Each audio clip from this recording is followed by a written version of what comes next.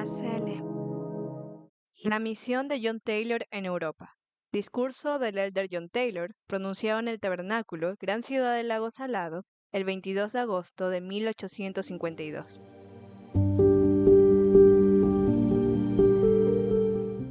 Hermanos y hermanas, me siento feliz de tener el privilegio de reunirme nuevamente con ustedes en este Valle de las Montañas. Han pasado aproximadamente 3 años desde que partí de este lugar. Desde entonces he recorrido una gran distancia, lo suficiente como para haber dado la vuelta al mundo si hubiese viajado en línea recta. Si solo hubiera tenido que hacer eso, habría regresado hace tiempo. Antes de hablar sobre cualquier otro asunto, quiero compartir algunos de mis sentimientos y luego hablaré de otras cosas. Me alegra verlos, hermanos, hermanas y amigos. Permítanme decirles que me siento en casa, porque Sion es mi hogar. Donde quiera que esté el pueblo de Dios, me siento completamente en casa y puedo regocijarme con ellos. Siento el deseo de contemplarlos. Mientras el hermano Wallace predicaba, he estado observando a unos y a otros, tratando de recordar dónde los he visto antes y los momentos que hemos compartido juntos, en viajes, en peligros, en persecuciones, en dificultades y en todo tipo de desafíos. Pero en todas estas pruebas el Señor nos ha librado. Su mano se ha manifestado de una manera extraordinaria. También veo aquí personas de diferentes naciones con quienes he compartido, de Inglaterra, Irlanda, Escocia, Gales y otros lugares del mundo, de los estados del este, oeste, norte y sur de este país, de Canadá y de casi todas las partes del mundo. Pienso en los cambios, tribulaciones y pruebas que hemos superado, en las liberaciones que hemos recibido y en la mano de Dios que se ha manifestado en todas estas cosas. Por eso me regocijo y alabo a Dios, mi Salvador. Me siento completamente en casa. De hecho, me siento en casa siempre que estoy entre los santos de Dios, ya sea en este país o en cualquier otro. Pero este es nuestro hogar principal, el lugar de reunión de los santos del Altísimo, donde habitan los oráculos de Dios y donde su espíritu se derrama con gran poder. Aquí hemos venido a aprender del gran Jehová sobre las cosas sagradas de su reino. No voy a predicar, quiero expresar mis sentimientos, mirarlos y reflexionar sobre lo que hemos hecho y lo que aún nos queda por hacer, porque esto no ha terminado. Todavía. Apenas hemos comenzado la gran obra del Señor y estamos poniendo los cimientos de ese reino que está destinado a permanecer para siempre. Lo que haremos aún está por venir. Hemos comenzado por la parte más estrecha del cuerno y con el tiempo saldremos por la parte más ancha. Estaba hablando de dificultades, pero no sé si necesitamos hablar de ellas o preocuparnos por eso.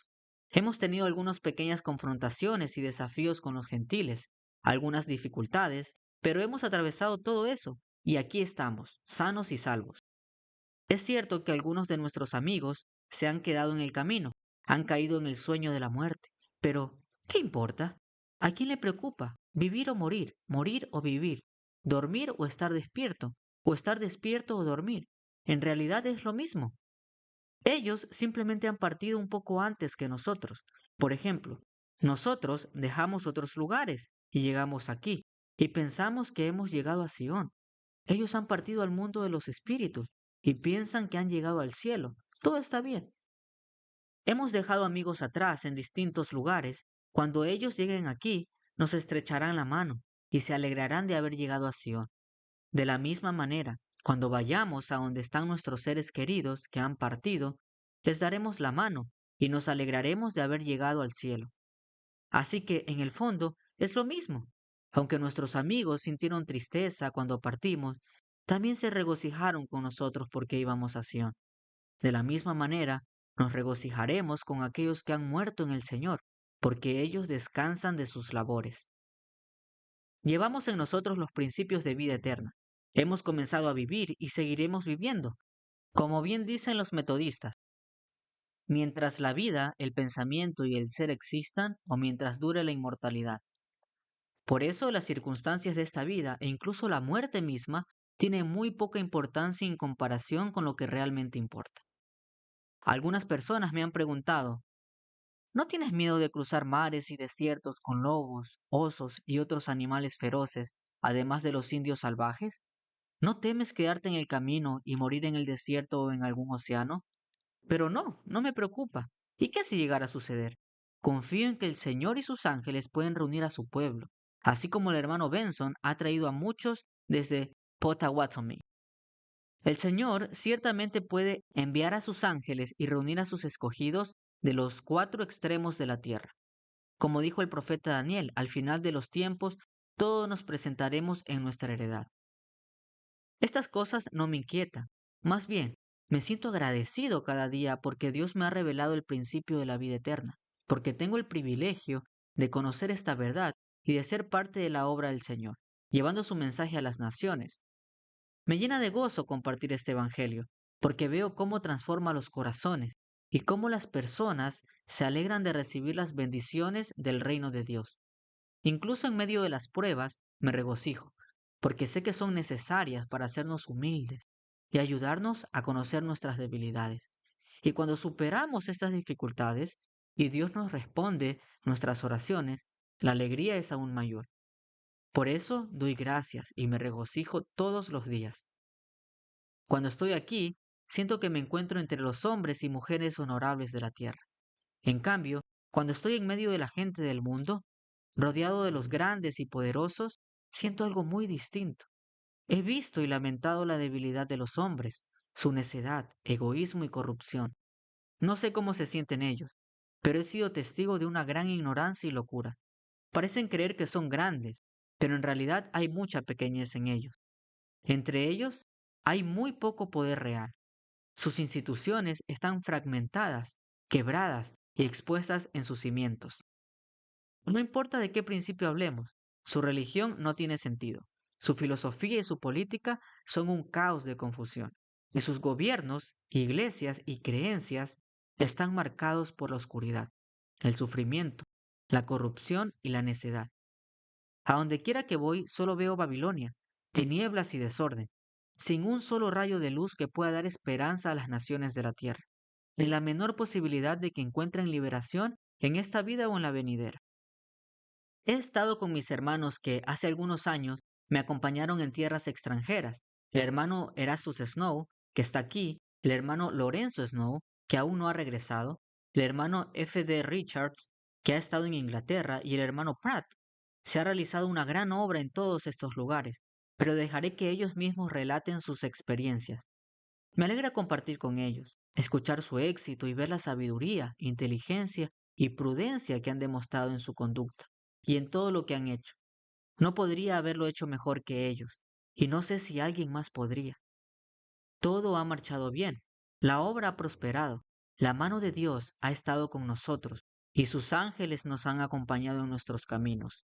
Por eso nos regocijamos grandemente ante Él, el Dios de nuestra salvación.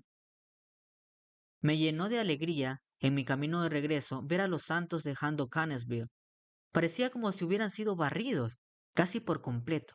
Cuando estuve allí, un día salí en mi carruaje hacia un lugar llamado Council Point. Pensé en visitar a algunas personas que conocía, pero cuando llegué, no había nadie a quien visitar. Busqué por los alrededores y finalmente encontré un lugar con un letrero que decía algo como tienda de abarrotes. Me bajé del carruaje, entré en la casa y le pregunté a la persona que salió a recibirme si era un extraño en el lugar. Sí, me dijo, acabo de llegar. ¿Así que toda la gente se ha ido? Pregunté. Sí, respondió.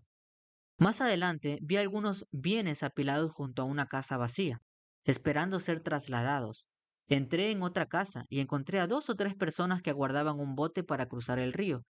Esas eran todas las personas que quedaban allí. Al principio, al reflexionar sobre esta migración, sentí un dolor en el corazón. Conocía bien la naturaleza de muchos hombres en esas tierras fronterizas y temía que, después de que la mayoría de los santos se hubiera marchado, algunos miserables se aprovecharan de los más vulnerables, tal como ocurrió en Nabú. Me preocupaba que los ancianos, los lisiados, las viudas, los huérfanos y los desamparados fueran maltratados, robados y abusados por individuos sin escrúpulos, hombres que nunca se atreven a enfrentarse a alguien fuerte, pero que son crueles e implacables con los más débiles.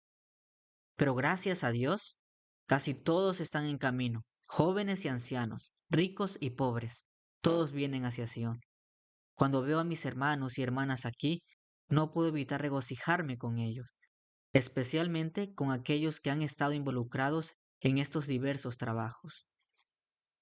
Los informes que me han llegado de vez en cuando sobre su prosperidad, relatos de la gran obra del Señor que se ha llevado a cabo aquí, me han llenado de gran alegría. He oído hablar de su progreso en la ciudad y fuera de ella, de sus distintos asentamientos y exploraciones, y de las muchas organizaciones que ha establecido la presidencia. Todo esto me ha alegrado mientras he estado en tierras extranjeras. Algunas personas piensan que predicar es la parte más importante en la edificación del reino de Dios. Esto es un error. Podrías escoger a nuestros élderes menos talentosos, con pocas habilidades, enviarlos a Inglaterra a predicar y presidir, y allá los considerarían grandes hombres. Nuestra religión les enseña mucho más de lo que saben los gentiles, que los reciben como los grandes hombres de la tierra. Cualquiera puede predicar. Es un simple tonto el que no puede hacerlo. Es lo más fácil del mundo. Pero como dice el presidente John, se necesita un verdadero hombre para vivir lo que se predica. Muchos predican de manera sobresaliente cuando llegan al extranjero. Allí te encuentras con hombres muy elocuentes, capaces de hacer temblar las piedras bajo tus pies y hacer que las paredes del edificio se sacudan. Pero en el momento en que se enfrentan a una pequeña dificultad, se desmoronan y no tienen ni la fuerza suficiente para ahuyentar a un mosquito de su nido. Pero las cosas que están sucediendo aquí requieren talento, fuerza, energía, conocimiento de la naturaleza humana y de las leyes de Dios. Los sacrificios que se están haciendo al dejar el hogar, viajar de un lugar al otro, combatir y superar las muchas dificultades con las que hemos tenido que lidiar y mantener una posición destacada ante los ojos de las naciones de la tierra, no son un asunto pequeño. Ellos observan con asombro la postura que este pueblo ha tomado en este momento en su capacidad territorial. Es eso lo que todas las naciones de la tierra y cortes de Europa están mirando. Hablar de predicación es un tema de otra importancia completamente diferente. No me importa cuán elocuentes sean los hombres. Todo eso es bueno, en parte. Pero es la organización en ese lugar, la sabia política del gobernador que preside aquí, en el territorio de este estado incipiente, mediante la construcción de nuevas colonias, etcétera, haciendo mejoras tan extensas que hoy en día hablan más fuerte que cualquier sermón entre las cortes de Europa. Es una de las cosas más notables que han sucedido en cualquier época, y los reyes y los filósofos se ven obligados a reconocerlo. Recuerdo haber visto un artículo en el London Times hace poco, y es uno de los periódicos más importantes de la actualidad. Al hablar sobre los mormones, dando cuenta de algunos asuntos relacionados con la iglesia y con el establecimiento de un gobierno territorial aquí, el editor comenta algo como lo siguiente: hemos dejado a este pueblo en paz durante algún tiempo y no hemos dicho nada sobre ellos. Nos hemos dejado creer que eran una sociedad de fanáticos y necios. Pero sea como sea, su posición en el mundo, en su capacidad nacional, exige de nosotros como periodistas públicos que reportemos su progreso, mejoras y posición. Envié la epístola de la primera presidencia al Journal des Débats, uno de los principales periódicos de París. Publicaron la epístola y el director de redacción hizo excelentes comentarios al respecto, firmando con su nombre. Fue tomada del periódico, traducida y publicada en Suiza, Italia, Dinamarca y Alemania, y de este modo, en sus diversos idiomas, se difundió ante las naciones de Europa.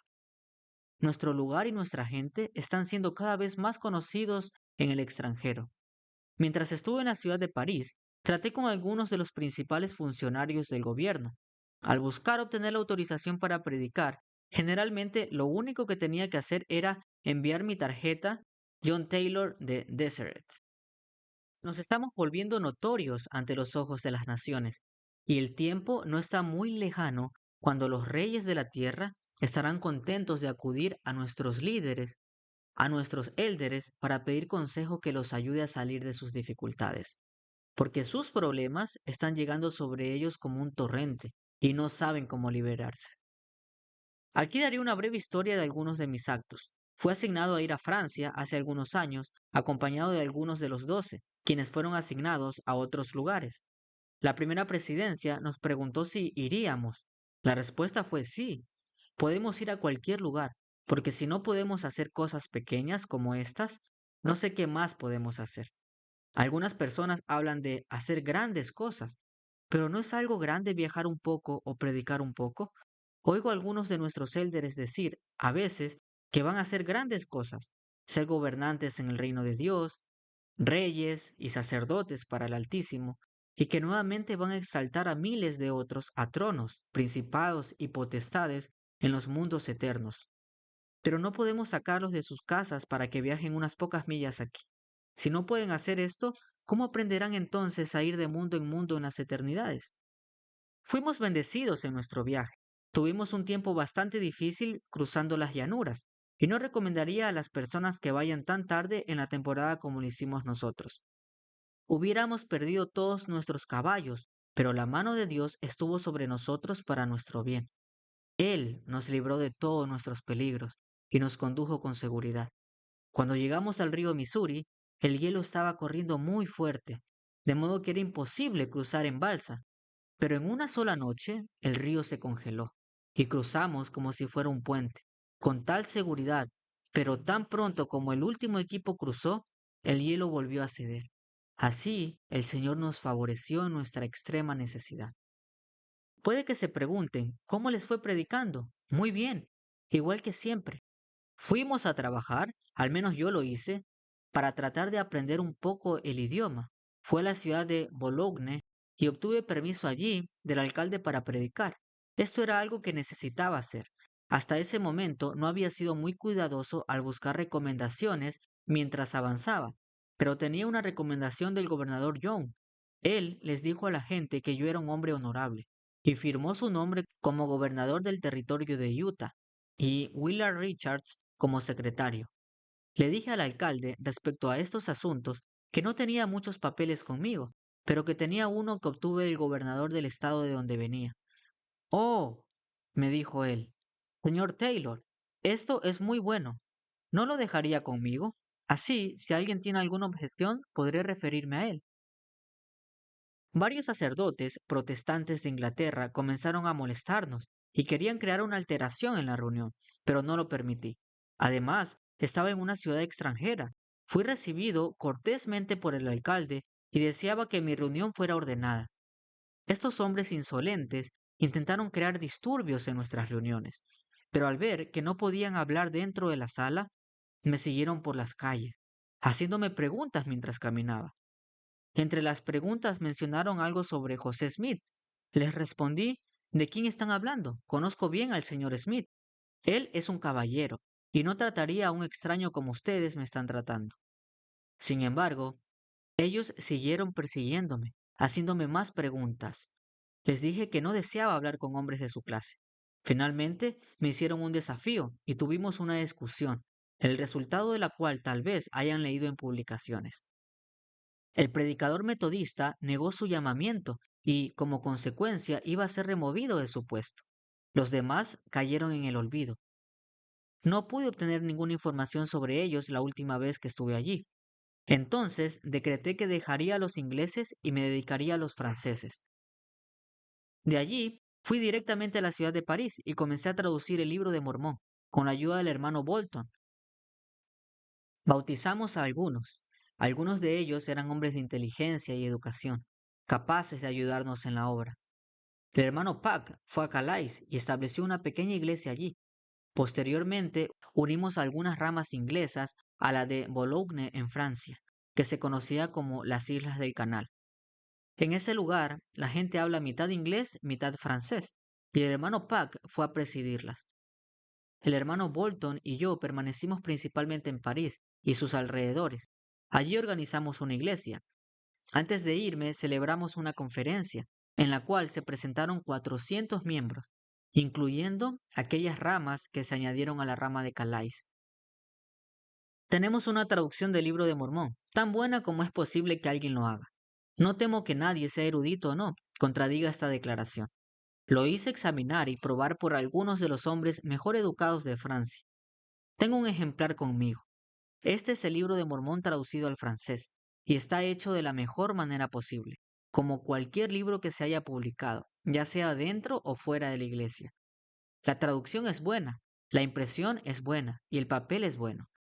He hecho algunas pequeñas modificaciones, es decir, he marcado los párrafos y los he enumerado para poder referirse a ellos cuando se desee. Y en algunos casos, donde los párrafos son muy largos, los he dividido. Se conserva la simplicidad original del libro y es tan literal como lo permite el intelecto y la gramática del idioma francés. Este libro está estereotipado y lo he organizado de tal manera que cuando se vendan copias de esta obra, se reserve una cierta cantidad de dinero para que cuando se necesite una nueva edición, el dinero esté disponible. De este modo se podrá continuar imprimiendo de vez en cuando según sea necesario, hasta que se impriman 200.000 copias sin ningún costo adicional. También publicamos allí un periódico llamado L'Étoile du Désert, la estrella de Desert. Están bien diseñados, impresos con tipografía nueva y también está estereotipado. La mayor parte de su contenido es material nuevo. He dado un informe sobre la organización de la iglesia, una breve historia de ella, sobre la publicación del libro de Mormón y sus evidencias, sobre las doctrinas de la iglesia y la situación en este país, etc. Estos son algunos de los puntos principales de esta publicación. En lugar de llenarlo con las noticias del día, lo hemos llenado con todo lo que es bueno para que el pueblo lo lea, de manera que sea una obra perdurable durante los próximos años. Contiene artículos escritos sobre el bautismo, el don del Espíritu Santo, la necesidad de reunirnos y todos los puntos clave asociados con la religión en la que creemos, para que haya evidencia disponible en cualquier momento y lugar, en manos del que pregunte.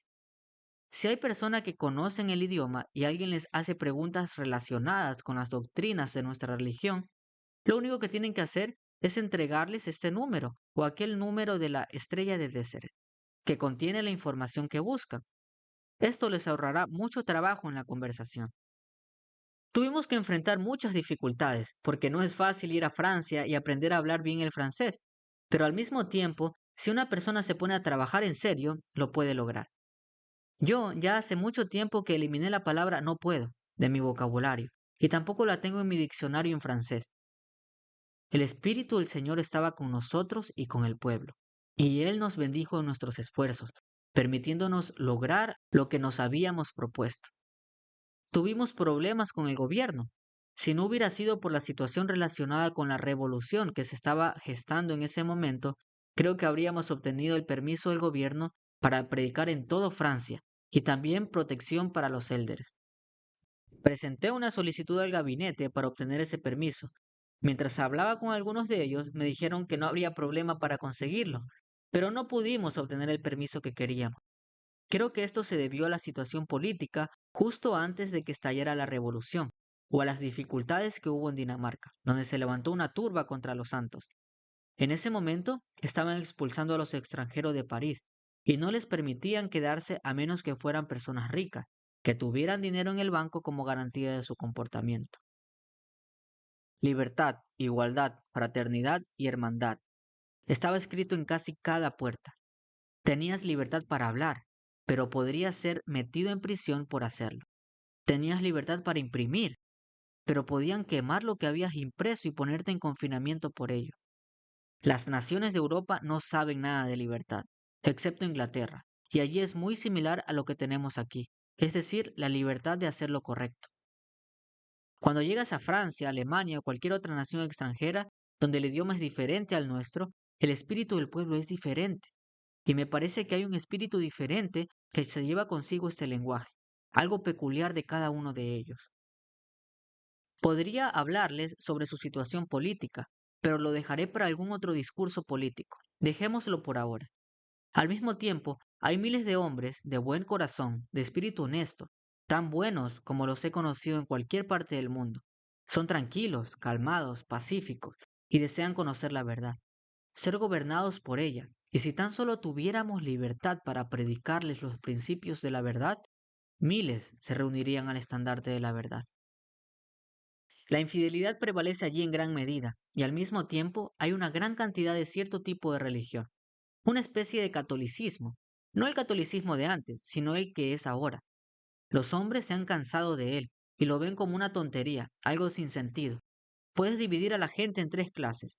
La clase más religiosa son las mujeres. Por observación, se podría decir que ellas se ocupan tanto de las almas de sus maridos como de las propias. La realidad es que los hombres poco se preocupan por ello. Encontrarás a casi todas las mujeres en los lugares de culto allí, mientras que por otro lado, si vas a los paseos públicos, teatros y lugares de entretenimiento el domingo, verás a miles de hombres. Y si juzgas su religión por sus acciones, considerarías que el teatro y los entretenimientos públicos son sus lugares de culto, mientras que la iglesia es el lugar de su castigo, y son las mujeres quienes lo hacen. No me sorprende que la infidelidad sea común en esos países. Personalmente, si lo que veo como cristianismo allí fuera lo único que tuviera, yo también sería un incrédulo. Y lo mismo opino sobre el protestantismo. Los protestantes critican mucho a los sacerdotes católicos, pero yo creo que los católicos son mucho más honestos ante los ojos de la gente y hacen mucho más por su salario que cualquier ministro protestante que puedas encontrar. Los encontrarás levantándose a las 5 de la mañana, celebrando misa y atendiendo lo que consideran sus deberes religiosos, visitando a los enfermos y yendo entre fiebres y plagas, donde los ministros protestantes no se atreven a ir. Esta es mi opinión sobre eso. Una voz en el podio. Los niños siempre son más flojos que su papá. La idea de llevar el protestantismo entre el pueblo francés es una tontería, porque un solo sacerdote católico podría prevalecer sobre 50 protestantes. Los sacerdotes católicos son más inteligentes, conocen la base sobre la cual está fundada su iglesia y pueden profundizar sobre principios en los que los protestantes no pueden entender. Los protestantes solo pueden hacerlo bien cuando tienen a su propio grupo de creyentes a su alrededor. Cuando estuve en Bologne, algunos ministros protestantes temían que pudiera causar una división entre ellos. Les preocupaba que revelara algunas de sus necedades y que los católicos se burlaran de ellos. Uno de estos sacerdotes jesuitas vino a verme. Era un hombre bien educado. En una de sus discusiones me dijo: cuando te pregunten sobre el carácter de tus fundadores, solo examina el carácter de los suyos, y yo te proporcionaré toda la evidencia que necesites. Le respondí que le agradecía, pero que podía ocuparme de mis propios asuntos. Pensé que si no podía defender el mormonismo sin la ayuda de un sacerdote jesuita, entonces la situación no sería buena. Hace un momento mencioné que la gente allí se divide en tres clases. Una de ellas la podríamos llamar infiel, bajo los términos del socialismo, el fourierismo y varios otros ismos. El comunismo es un ejemplo de los mismos, y lo llaman religión. Esto se conoce generalmente como los Rogers o los republicanos rojos. Hay una clase que cree que es necesario sostener las religiones como una política nacional para someter las mentes de la gente y hacerlas más fáciles de gobernar. La tercera clase, que es la minoritaria por mucho, está compuesta por aquellos que realmente son sinceros en su religión. Les voy a contar una experiencia que tuve con el protestantismo durante una gran reunión anual de la Sociedad Bíblica en París. Allí iban a predicar algunos de los hombres más reconocidos de la ciudad, lo que atrajo bastante atención del público. El evento se llevó a cabo en una de las principales iglesias protestantes. El presidente de la reunión fue el fallecido primer ministro de Luis Felipe, Monsieur Guizot, acompañado de otros hombres muy distinguidos. Guizot era un hombre con gran capacidad intelectual y buen orador, así que todas las corrientes políticas lo respetaban por su talento. Su participación atrajo una gran audiencia. Yo asistí junto con un ministro francés que se había bautizado allí. El lugar estaba bastante lleno, aunque no tanto como este salón lo está en esta mañana. Sin embargo, para este país era considerado un público excelente. Cuando Guizot terminó su discurso, aproximadamente un tercio del público se levantó y se fue. Me pareció algo muy curioso. En los países protestantes no se comportan así. Luego se levantó otro a hablar, y cuando terminó su intervención, otro tercio de los que quedaban también se marchó. Después de que hablaron unos 4 o 5 oradores, quedó en la iglesia más o menos la misma cantidad de personas que uno vería en una misa católica. Me sorprendió sinceramente ver tanta indiferencia y desinterés. Todo esto sucedió en el aniversario de una sociedad bíblica, en plena ciudad de París, con algunas de las figuras más reconocidas reunidas. Les cuento esto para ilustrarles cómo está la situación allá y cuál es el espíritu del pueblo respecto a estos asuntos. En un teatro o en cualquier espectáculo público, todos se habrían quedado hasta el final. Es en medio de este tipo de gente que debemos introducir el Evangelio. Cuando ellos llegan a comprenderlo, se regocijan, pero no podemos predicarles la religión de forma tradicional, porque muchos de ellos son filósofos. Y claro, eso significa que nosotros también debemos serlo, y mostrarles que nuestra filosofía es mejor que la suya, y luego hacerles ver que la religión está en la base de todo ello. Hablarles de la justificación por la fe sería perder el tiempo. Lo considerarían una fantasía, algo sin sentido. Hay que hablarles con lógica, con sentido común. Tenemos que tocar tanto el cuerpo como el alma, porque ellos creen que poseen ambos. Pero cuando se interesan en la obra de Dios y reciben el Espíritu, se alegran profundamente por las bendiciones del Evangelio.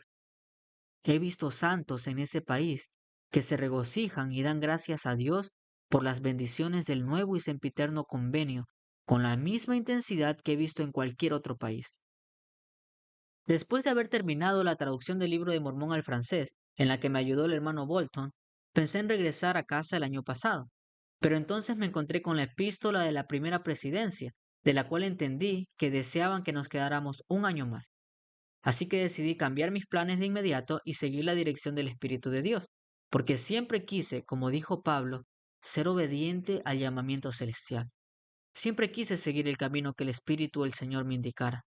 Sabía que el Espíritu me guiaría correctamente, aunque en ese momento no veía que hubiera mucho beneficio en quedarme, ya que no era un lugar donde se pudiera predicar libremente.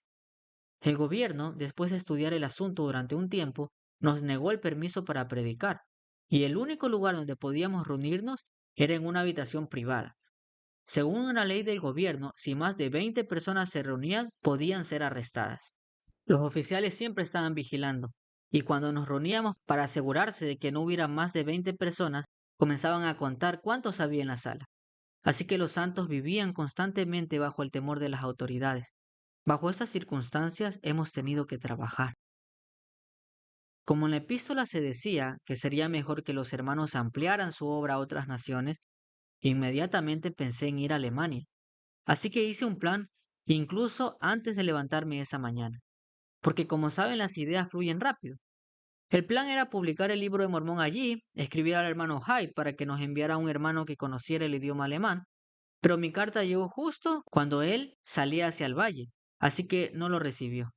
Le dije al hermano Bolton y al hermano de la Mere, que era de la isla de Jersey, que había un hombre en el valle que deseaba que estuviéramos allí, y ese era el hermano Carn. Había un hermano en Francia que era alemán y conocía bien tanto el alemán como el francés. Le pedí que fuera conmigo a Alemania, es decir, para ayudar con la traducción. Sin embargo, fui a Inglaterra y pensé que podríamos buscar allá a alguien con la preparación adecuada para ir a predicar a Alemania. Encontré a muchos alemanes, pero ninguno con suficiente experiencia en la iglesia. Finalmente decidí partir solo. Cuando llegué a Londres, me encontré con el hermano Dickes. Él había mencionado algo sobre ir a Alemania, pero había decidido que era mejor estar con el hermano Snow, ya que conocía el idioma danés. Sin embargo, él había terminado su compromiso con el hermano Snow y estaba de camino a casa cuando lo encontré. Eso cambió las cosas. Me dijo que le gustaría ir si se podía proveer para su familia, pero yo no podía prometerle nada al respecto. Finalmente, aceptó ir por 1 o 2 meses, ya que yo no quería pedirle hacer algo que yo mismo no haría. Él sentía el deseo de ir y me dijo que haría lo que yo le indicara. Así que le dije que fuera por 2 meses. Acordamos encontrarnos en Alemania, ya que yo tenía que pasar por Francia. Cuando llegamos allí, comenzamos la traducción del libro de Mormón, y ya estaba a medio terminar cuando yo salí de ese lugar. También empezamos a publicar un periódico en Alemania llamado Zion's Banner, la bandera de Sion. Yo quería estar completamente seguro de que la traducción estuviera bien hecha. El hermano Richards y yo escuchamos parte de la traducción en Bologne y nos pareció que estaba muy bien, aunque aún necesitaba algunas correcciones. Por eso pedí a alguno de los mejores profesores de la ciudad de Hamburgo que la revisaran. Se hicieron algunas pequeñas correcciones, pero no muchas. En cuanto al periódico, uno de los profesores comentó que no había imaginado que fue escrito originalmente en inglés y traducido. Si no se lo hubieran dicho, habría supuesto que fue escrito directamente en alemán. A menudo he escuchado a personas en este país que discuten mucho sobre el significado de palabras raras en la Biblia, pero eso solo demuestra su ignorancia. Lo importante es el espíritu e intención del lenguaje. Y si el traductor no entiende eso, es imposible que haga una traducción correcta. Por esa razón hay tantos errores en la Biblia. Yo creo que la Biblia en inglés está traducida tan bien como podría hacerlo cualquier hombre sin inspiración. La traducción alemana de la Biblia, en mi opinión, es bastante aceptable, pero algunas ediciones francesas son pésimas. Un ministro protestante en Alemania se negó a debatir la doctrina del bautismo, porque su Biblia es tan clara en cuanto a este tema que no se puede defender la práctica del rociamiento con agua. Entre el pueblo alemán encontramos mucho escepticismo, pero al mismo tiempo un alto grado de integridad auténtica. Y habrá miles y decenas de miles en ese país que aceptarán la fe y se regocijarán con las bendiciones del Evangelio. Hemos enviado nuestros periódicos en francés a Suiza, Dinamarca y la Baja Canadá, y algunos de nuestros periódicos en alemán a Francia y viceversa. Los idiomas en esos países están muy bien mezclados. Saber varios idiomas es algo mucho más común allá que aquí. Consideran que una persona es muy ignorante si dice ser maestro y no sabe al menos 2 o 3 idiomas. Pero a pesar de todo ese conocimiento lingüístico, también hay mucha ignorancia. Hay personas que conocen 2 o 3 idiomas y eso es todo lo que saben. Dejando eso de lado, no tienen ni una pizca de sentido común. ¿De qué sirve que uno pueda leer en francés, alemán, hebreo o cualquier otro idioma si no entiende realmente lo que está leyendo? Absolutamente de nada. Un hombre es un necio si se jacta de ese tipo de cosas. Para este momento, el libro de Mormón ya estaba impreso y estereotipado en alemán. Dejé al hermano Karn allá, encargado de ese trabajo. Todo marchaba bien, así que pensé que podía dejarle esa responsabilidad sin problema. Cuando llegué a Liverpool, justo cuando ya estaba por partir, llegó el hombre que yo deseaba que viniera. Me alegró mucho encontrarlo allí en Liverpool. Voy a necesitar que algunas personas vayan a Francia y Alemania, pero no le pediría a nadie hacer algo que yo mismo no estuviera dispuesto a hacer. Hay libros, miles de ellos, si no se puede hablar directamente con las personas, al menos se les puede entregar libros para que los lean. Pero también se puede aprender el idioma, y si no lo hacen es porque no tienen suficiente determinación. Cualquier persona en su sano juicio puede hacerlo. No sé si sea necesario decir algo más. Ah, sí, organicé una sociedad para producir azúcar y otra para fabricar textil de lana. La maquinaria para la fábrica de azúcar llegará pronto. Si ustedes nos proporcionan remolacha y leña, les haremos suficiente azúcar como para que se conserven bien. Podemos producir azúcar de la misma calidad que en cualquier otro país. Tenemos la mejor maquinaria del mundo. No hay mejor maquinaria en la tierra, ni mejores hombres para fabricar azúcar que los que vienen con ella. Organizar este proyecto fue tan difícil como cualquier otra cosa que haya hecho. No pudimos traer este año la otra maquinaria porque ya teníamos las manos llenas con la del azúcar. Así que tuvimos que dejar la de lana y estambre para el próximo año. También puedo decir que esa maquinaria es de la mejor calidad del mundo. Es del mismo tipo que se usa en el oeste de Inglaterra para fabricar el mejor paño fino. También tenemos maquinarias para producir telas finas para damas, como merinos, alpacas y otros tipos de pacas. No me sé todos los nombres. Y también para fabricar chales, cobijas, alfombras, etc., siempre que podamos conseguir lana. Después de haber hablado de estos temas, repito, me alegra mucho haber regresado a este lugar. Algunas personas me han preguntado si estuve a punto de ser arrestado por las autoridades de Francia. Tal vez sí, pero yo no me di cuenta. Un caballero en París me pidió que le prometiera que, cuando regresara a esa ciudad, pasaría por su casa y la tomara como mi hogar. Acepté regresar, quedarme unos días en la ciudad y realizar una conferencia allí. Eso fue pocos días después de la revolución. Vi el lugar donde las casas habían sido derribadas y donde la gente fue asesinada en masa, donde dispararon contra todos por igual, grandes y pequeños, ancianos y jóvenes, hombres, mujeres y niños.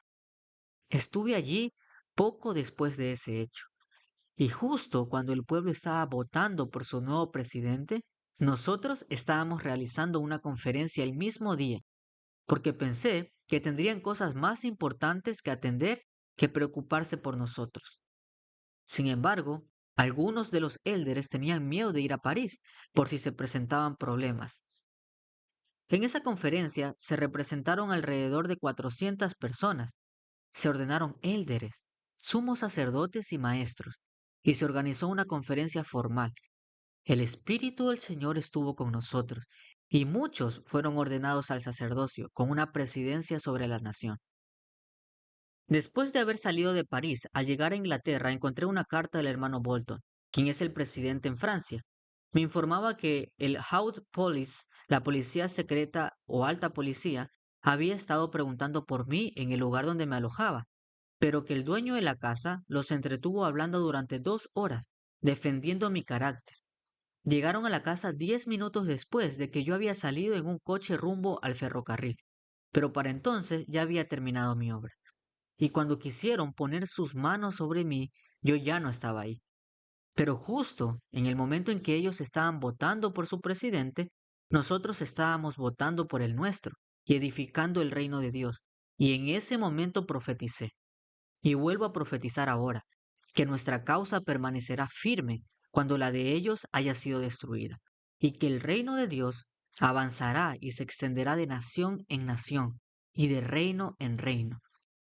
Y desde estas mismas naciones donde hemos estado predicando el Evangelio de Cristo, verán miles y decenas de miles acudir a Sión y cantar aleluyas al Dios de Israel. ¿Acaso no hablamos de Inglaterra de la misma manera cuando el Evangelio fue introducido por primera vez en ese país? El hermano Kimball profetizó lo mismo respecto a Inglaterra, y todo se ha cumplido, y eso también se cumplirá a su debido tiempo, porque hay un buen tiempo para venir. Santos, esperen un poco más, y nos levantaremos como siervos del Dios viviente, y llevaremos a cabo la obra que Él nos ha encomendado. Y cuando hayamos terminado nuestra obra aquí, nos reuniremos a nuestros seres queridos en los mundos eternos y participaremos en tareas aún más grandes, más poderosas y que requerirán más energía que las que realizamos ahora. Me gozo de poder encontrarme con ustedes y con mi familia. Ustedes son mis amigos y son amigos de Dios, y estamos edificando el reino de Dios. Llegará el día en que los reyes y príncipes de la tierra vendrán y contemplarán la gloria de Sión. Solía pensar que en el mundo había bastante inteligencia, pero la he buscado tanto tiempo que ya he perdido toda esperanza de encontrarla allí. Algunos filósofos vinieron a visitarme en Francia, y mientras conversábamos no pude evitar reír un poco, porque la palabra filosofía era cada 10 palabras que decían. Uno de ellos, un sacerdote jesuita que se había unido a la iglesia, un hombre bien educado, se sintió un poco molesto por algunos de mis comentarios sobre su filosofía. Les pregunté si alguno de ellos me había hecho una sola pregunta que yo no pudiera responder. Me respondieron que no. Entonces les dije, pues yo podría hacerles 50 que ustedes no sabrían cómo contestar. Hablando de filosofía, tengo que contar otra pequeña historia, porque casi me vi sepultado en ella mientras estaba en París. Un día caminaba por el jardín des Plantés, un jardín espléndido. Allí vendían un tipo de pastel extremadamente ligero. Era tan delgado y liviano que uno podía soplarlo y se iba con el viento. Y podías comerlo todo el día sin quedar satisfecho. Alguien me preguntó cómo se llamaba. Le dije, no sé el nombre correcto, pero si no tiene uno, yo puedo inventarle uno. Lo llamaré filosofía o espuma frita, como prefiera. Es tan liviano que se lo lleva el viento. Puedes comerlo todo el día y al final del día estar tan vacío como al principio. Hay muchísimos principios falsos en el mundo y como dije antes, ya sea que examine su religión, su filosofía, su política o su política nacional, todo es un revoltijo de cosas infantiles. No hay nada sólido, nada a lo que uno pueda aferrarse. No he encontrado en ningún lugar bajo el cielo verdadera inteligencia excepto en la tierra de Sión. Yo me arriesgaría a enviar a nuestros élderes al mundo, con tal de que pulan un poco sus ideas. Tomaría a cualquiera de ustedes, incluso los más rudos, los metería en una sastrería para vestirlos bien y los mandaría a predicar como verdaderos caballeros, completamente transformados. Les digo que hay una gran diferencia entre nuestra gente y la de afuera. Muchos otros tienen un buen acabado externo. Podríamos compararlos con pequeños presumidos refinados, pero todo es pura apariencia y nada por dentro. Nuestra gente, la que está trabajando por aquí en las canteras o en el campo, está escuchando a los siervos de Dios y estudiando principios de vida eterna. Son como potrillos jóvenes, con buen hueso, nervio y fuerza. Lo único que necesitan es un poco de entrenamiento y van a resultar excelentes. Yo creo en el refinamiento y también en un poco de todo lo demás. Ya saben, ahora soy francés. He descubierto que todo conocimiento es bueno y que hay bastante en el mundo, aunque mezclado con muchas tonterías.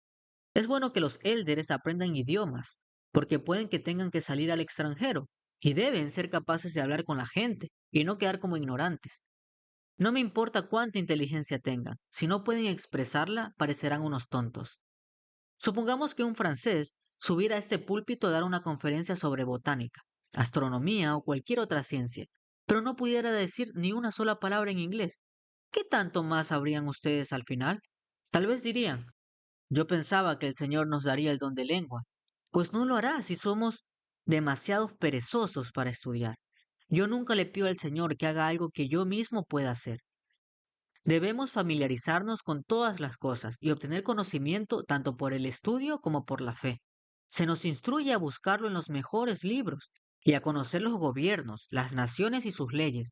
Los élderes de esta iglesia necesitan estudiar estas cosas para que cuando vayan a las naciones no quieran volver a casa antes de haber hecho una buena obra. Cuando estuve en Hamburgo, había 30.000 soldados acuartelados en la ciudad, y eso que lo llaman una ciudad libre. Si no le preguntan a cualquiera de los habitantes qué hacen allí los soldados, responden, Ich weiß nicht, no lo sé, pero tenemos que mantenerlos. Están allí porque el emperador de Austria los colocó allí y tenían el poder para hacerlo. En París, uno pensaría que está en una ciudad sitiada, porque no se puede dar un solo paso sin encontrarse con soldados en todos lados. Cuando estuve en Hamburgo, tuve que ir a sacar un permiso que me autorizara a quedarme un mes. Cuando se cumplía ese tiempo, tuve que sacar otro para quedarme otro mes más. Lo único que podemos hacer por ahora en ese país es bautizar a algunos ciudadanos y ponerlos a predicar, ya que ellos tienen más derechos y privilegios que un extranjero. Nadie tiene derecho a recibir ni siquiera a su propio hijo en su casa, si éste no es ciudadano, sin una tarjeta o permiso del gobierno. Y eso que es una ciudad libre, como dicen.